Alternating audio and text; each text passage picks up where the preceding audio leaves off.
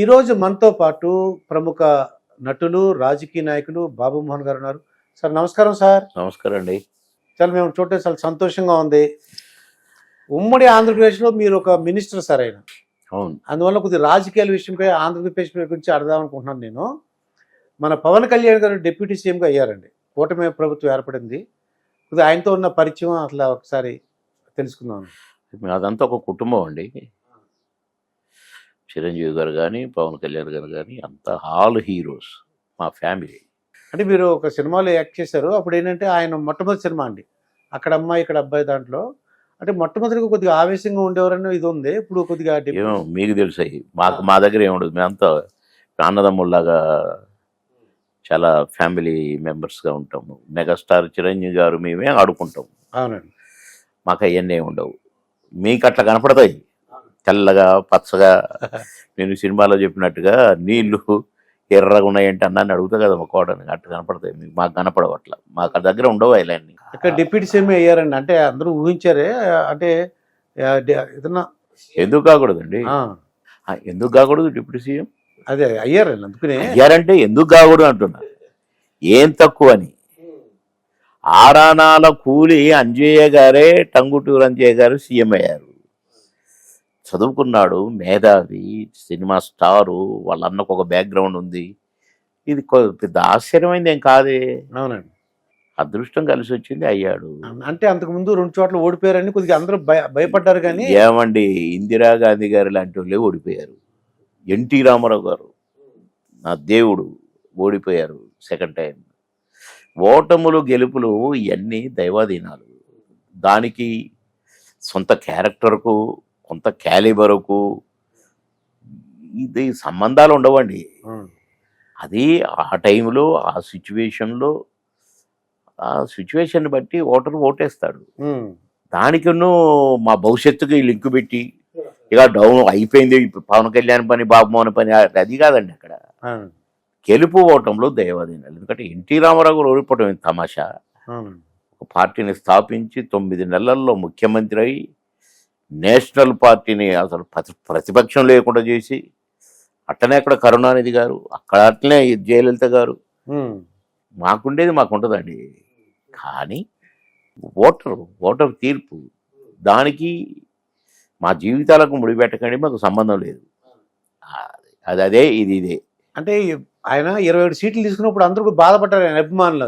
21 ఏంటి మీ స్ట్రెంగ్త్ ఎక్కువ తీసుకోవాలి, 50-60 తీసుకోవాలి, ఏంటి 21 అని అనుకున్నారు. చాలా మంది అలిగారు కూడా అండి. ఆయన అడుక్కున్నోడు అనుకున్నాడు ఈ ప్రశ్న. వాడిని ఎవడనుంటే అడగండి, నాకు సంబంధం లేదు. నేను ఓటు కూడా వేయలేదు పాపం.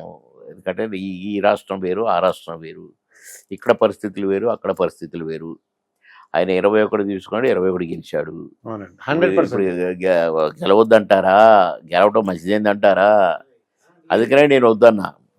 ఆయన ఏమంటారంటే ఆయన అభిమానం ఎక్కువ కావాలి కోరుకున్నారు పాపం. కోరుకుంటేనే అవుతుందండి. కోరుకున్నారు కనుకనే ఓటేశారు. ఒక్కడు అందరి తరపున, మొత్తం ఆంధ్రప్రదేశ్ అందరి తరపున ఒక్కడు ఓటేసు కాదు కదా. అవునండి. ఎన్ని లక్షల జనాభా ఉంటే, ఎన్ని లక్షల ఓటర్లు ఉంటే అన్ని లక్షల ఓట్లు ఆడమగ వేయాల్సిందే కదా. అవునండి.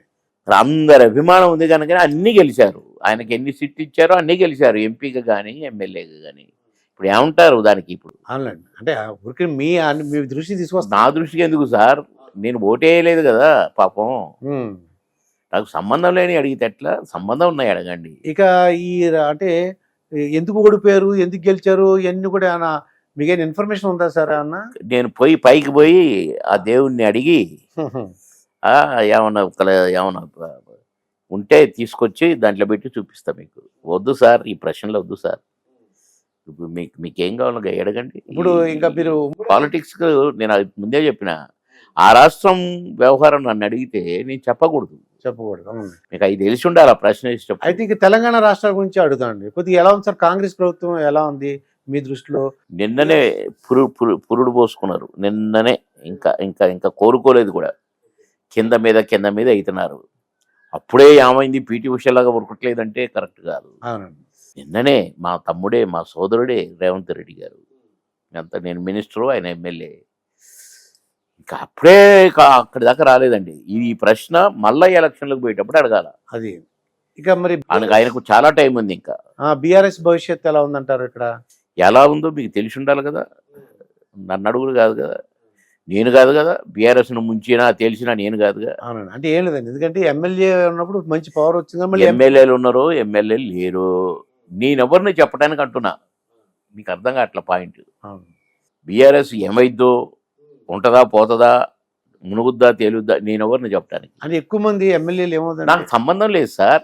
అది మీరు కేసీఆర్ని అడగండి, అందరు పోయారు కదా ఏంటి ఆయన బతుకని, వాళ్ళ అబ్బాయిని అడగండి, నాకు సంబంధం లేదు. అందుకనే వద్దన్నా నేను. అవునండి, ఇట్లే ఉంటాయి ఆన్సర్స్, మీ ఇష్టం. ఇంకేం సార్, మీ అంటే రాజకీయంగా అంటే టెలిఫోన్ ట్యాపింగ్ అని అలా అంటే ఊరికి అది విషయం ఏంటంటే మీరు కూడా మినిస్టర్గా చేశారు కాబట్టి కొద్దిగా తప్పు ఒప్పు ఏదో జరుగుతుంటుందండి. అంటే బీఆర్ఎస్ ప్రభుత్వంలో టెలిఫోన్ ట్యాపింగ్ జరిగింది. ఇది పరాకాష్ట అండి.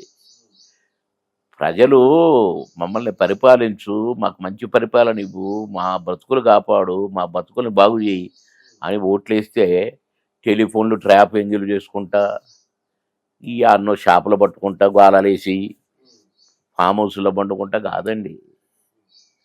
అది ప్రజాస్వామ్యం అనబడదు. ట్రాపింగ్లు ఏంటండి, ఎంత దుర్మార్గం అండి అది.